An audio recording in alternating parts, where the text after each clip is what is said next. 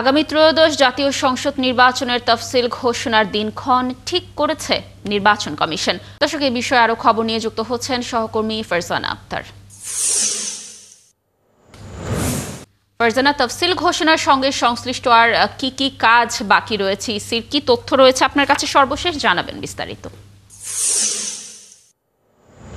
কিছুক্ষণ আগেই নির্বাচন কমিশন থেকে আমাদেরকে যেমনটি জানানো হয়েছে যে আগামীকাল কিংবা পরশুই কিন্তু তফসিল ঘোষণা হবে এবং তফসিল ঘোষণার যে তারিখ সেটি কিন্তু নির্বাচন কমিশন চূড়ান্ত করেছে এবং তফসিল ঘোষণার সময়ে প্রধান নির্বাচন কমিশনার জাতির উদ্দেশ্যে যে ভাষণ দেয় সেই ভাষণটিও কিন্তু চূড়ান্ত হয়েছে। তবে এই ক্ষেত্রে যেই বিষয়টি এখনো বাকি রয়েছে সেটি হচ্ছে রাষ্ট্রপতির সাথে সাক্ষাৎ। অর্থাৎ আমরা কিন্তু দেখি রীতি অনুযায়ী তফসিল ঘোষণার আগে রাষ্ট্রপতির সাথে নির্বাচন কমিশন সাক্ষাৎ করে থাকে এবং আগামীকাল রাষ্ট্রপতির সাথে নির্বাচন কমিশন সাক্ষাৎ করবে এবং নির্বাচন কমিশনের প্রস্তুতি এবং কবে তারা তফসিল দিতে চায় সে বিষয়টি জানাবে। সেক্ষেত্রে রাষ্ট্রপতি যেই তারিখটিতে সম্মতি দিবেন সেই তারিখে কিন্তু ঘোষণা হবে তফসিল এবং আগামীকাল বাংলাদেশ টেলিভিশন বা বিটিভিকে তফসিল ঘোষণার যে রেকর্ড, যে ভাষণ রেকর্ড করার জন্য তাদেরকে আমন্ত্রণ জানানো হয়েছে। অর্থাৎ আগামীকাল 12:30টার দিকে বঙ্গভবনে নির্বাচন কমিশনাররা যাবেন, সেখানে প্রধান উপদেষ্টার সাথে সেখানে রাষ্ট্রপতির সাথে তারা যে আলোচনা করবেন এবং আলোচনা করে এসে যে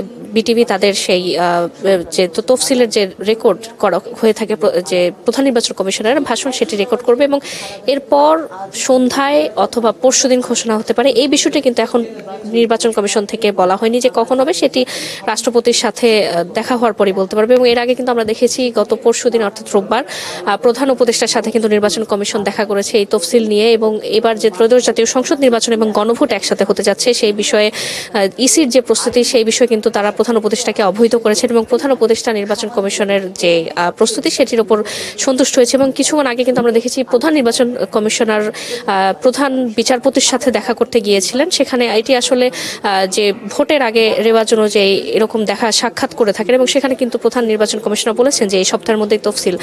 তো লাবণী, আগামীকাল কিন্তু আমরা আসলে বলতে পারবো যে তফসিল আগামীকালই হচ্ছে নাকি পরশুদিন হচ্ছে।